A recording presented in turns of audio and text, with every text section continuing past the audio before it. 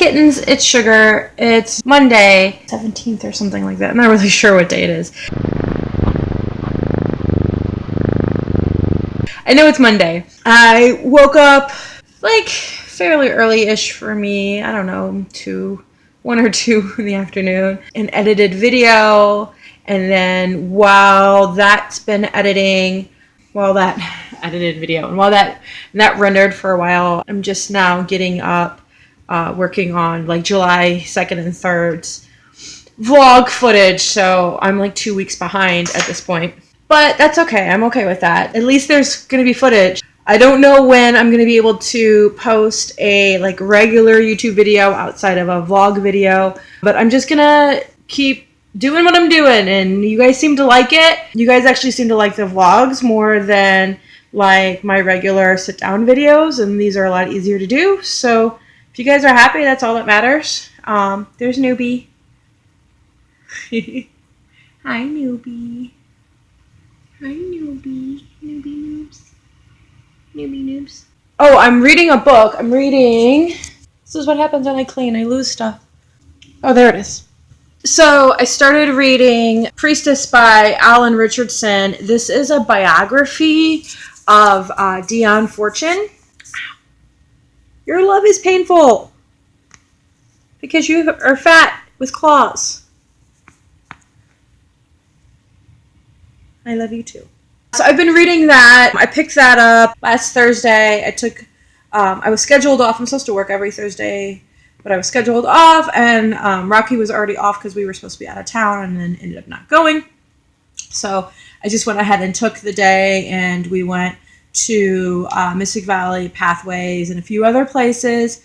This book called to me. Like, I stood in the corner and I was like, I could feel the book calling to me, but I couldn't figure out which one it was, and it was definitely this one. I'm almost already all the way through it. The day that I bought it, Thursday, I did nothing but read this book the entire day that I got it. It's what I needed. Definitely what I needed on a witchy spiritual level. I've really kind of not been focused on that aspect of my life currently. I haven't been focused on that aspect of my life in a while, and probably in too long. And so this book is helping me refocus, helping me wake some things up that I've been sleeping on. And oh, now I have the other cat. Yeah, they're both here. I'm definitely the cat mommy. I read a chapter of that today. I only let myself read a single chapter so that I can get other stuff done around the house. I sat down and went through my tarot decks and gave them a deep cleaning, and I found that one of them is missing a card. I'm a little heartbroken at the moment, but I have hope that the card will be found, that it's here in the house, and that I tucked it away because I was using it for something, and that it's here in the house, and I just need to finish cleaning and I will find it.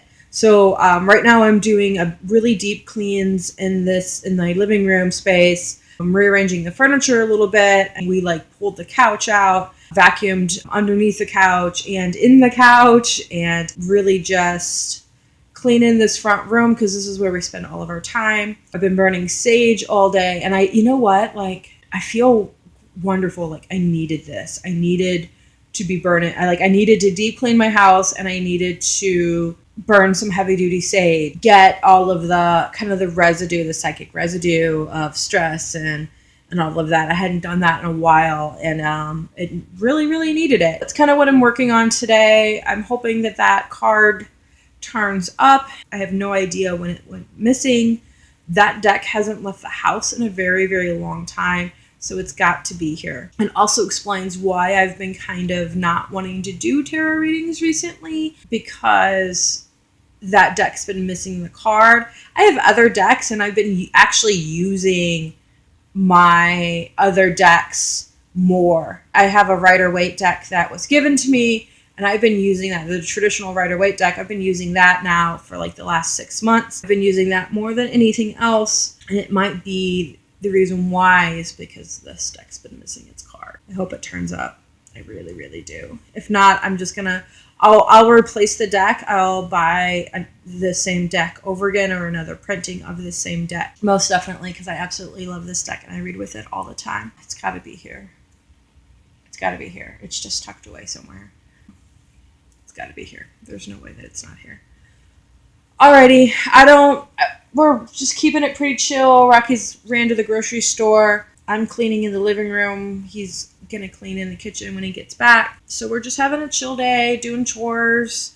I'm getting my Witchy back on, which I need to do that really, really badly. So look forward to a lot more of that kind of stuff. Alrighty, I'll talk to you later. Bye-bye.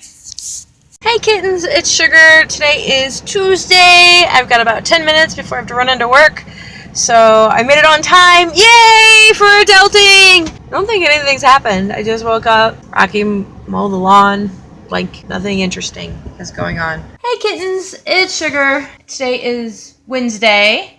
I ended up not having my private lesson today. So I spent the day editing video, doing admin work on the computer. I set up my show. I finally pulled the trigger, so I guess I can talk about it now. I have decided to throw a house concert at my friend Kevin's house, and I'm doing my show Ritual, which is the one that I take to the festivals and perform. It's a one-woman, 30-minute fire show. There's not a venue in St. Louis that can handle the kind of fire that I do at festivals because I do big fire, and it really needs to be outdoors. There probably is venues that could handle it, but those are going to be way outside of my budget. They're going to be really, really big venues, and it's just not a feasible thing at this time. So to do the show, I have to do it outside, so I'm doing it at somebody's house, essentially. I put up the event page today. I finally pulled the trigger, made the decision to go ahead and do it. I've been hemming and hawing about doing it for various different reasons, and I'm having an overwhelming response to it, which is amazing and exciting. It feels really, really good. And I'm having a friend record the event, and I will be putting the video up on my Patreon because I have a lot of people that want to see this particular show but are out of town or what have you and are maybe not able to come see it live. So this is a recording of the live performance. I will be putting that on my Patreon for my Patreon subscribers. So that's the thing that I've been thinking about doing for a while. It's kind of a really big step for me because I am producing a show just for me. And so this is people coming out to see just me perform. Nobody else. Not in a variety show. There's not a huge theme. It's just them coming to see me perform. It's a little scary.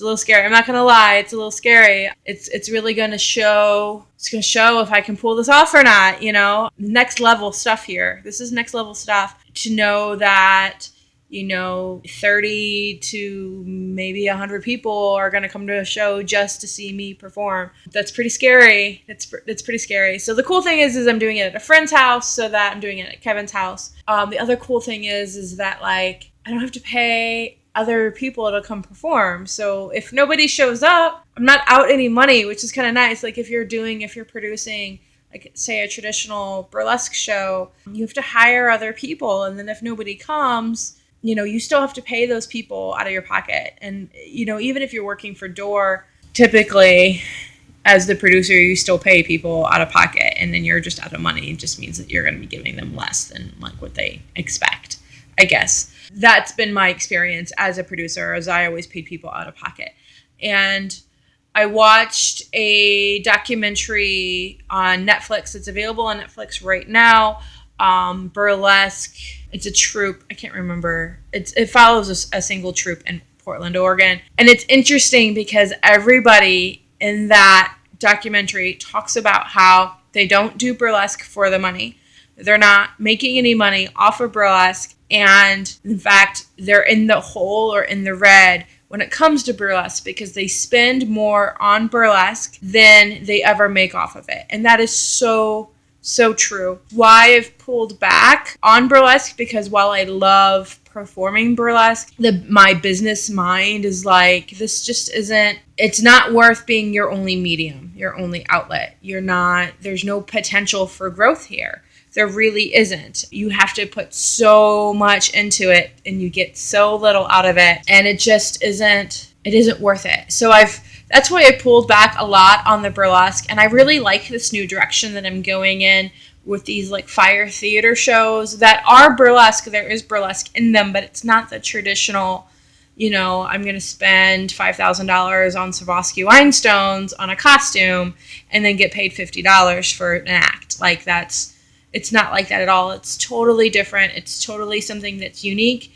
And it's unique to me, which is really awesome. So I'm really glad that I found myself on this path. I really like the direction that I'm going in. It's very cohesive to, I guess, my brand. I used to be really awkward about talking about stuff like that, but like this is stuff that I think about on a regular basis. Like this is who and what I am, and this is where I'm putting my energy in. And like, let's be real. Like, if I want this to be a successful business, I need to think about those things. And if I'm sharing with you the thoughts that are on my mind, this is what's on my mind. I'm super excited about this new direction. I'm glad that I did this. I was hemming and hawing about doing it for a while just because it really is kind of next level stuff. If this goes well, maybe I'll do one or two more, because within 5 minutes of me posting the event, if everyone that showed up said that they were going to show up, we were at capacity within 5 minutes. So that's insane and awesome. We might have to turn people away at the door. It's really going to be interesting to see. I might have to figure out some sort of ticket system to get, like, you have to get a ticket to get in. I don't know. We'll have to see how this all plays out. And then from there, maybe I can look at doing a bigger venues, bigger spaces with bigger people. But, like, I've done bar venues and like a good show was 40 people showing up or 80 people showing up. That was a good show in a bar venue. I don't know. I'm flabbergasted. I'm kind of flabbergasted by this. I guess maybe it's because I'm doing something unique.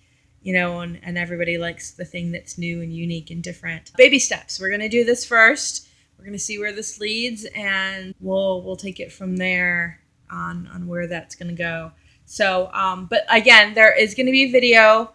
That's actually the idea that spawned this, is that I wanted to create a video of this routine for my Patreon subscribers because I knew people wanted to see this and couldn't make the festivals that I was going to.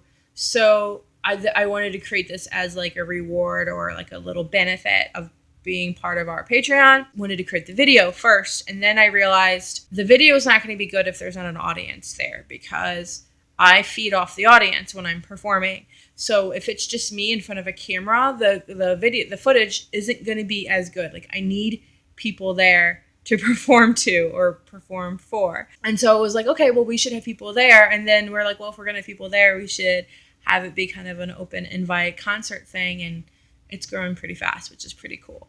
So we'll see. It's a month out. And a lot of the people that are like interested, that happens. You'll get like 20% of the people that say they're interested or actually show up. That's just the statistics. So we'll just keep that in mind. Right now it's kind of interesting. So to see if I can pull a whole show by myself with just me, that's amazing. I mean, that's true headliner status right there. No, this is a test. This is a test, and I'm kind of excited. We'll see if this works. I can't believe the response that I've had already since just posting it. And on that note, while I joke and we make silly about Patreon all the time, I'm flabbergasted. When I started the Patreon, I never thought anybody would contribute. I never thought I put off doing it for so long because I was like, no one's going to want to do that. No one's going to want to support us. Like, why would they want to? What do we have to offer? And the fact that like within a few days, you guys started contributing, I'm just flabbergasted. I don't want you to think that I'm not appreciative, because I totally am. I'm so appreciative. I know I need to get on to making like a huge thank you video and all of that stuff, but I want to do it with Rocky, and our schedules are so opposite of each other all the time. Like, he's, when he's off, I'm working, and when he's off, or when I'm off, he's working, and then we're like on opposite schedules, and it's just really, really hard to get the both of us together. And then when we were both off over my birthday, he was sick. So, he didn't feel like filming a big high production video or whatever. So those are just excuses, and I'm sorry that I haven't made it more of a priority. But I love you guys so much, and I make these vlogs for you. I want you to know that. Like, this is my way of saying thank you for supporting us. Let me give you a peek into my day-to-day life. This is my thank you. I want you to know what you're supporting, who you're supporting, and why. I love you all so, so, so much. I think this is going to be it for today. I'm just going to keep working around the house and editing video and doing admin work and all of that stuff, boring stuff. So I love you guys. Thank you so much. You mean the world to me. Literally, you mean the world to me. You are what keeps me going. You are what keeps me doing everything that I do. All right, I'll talk to you later.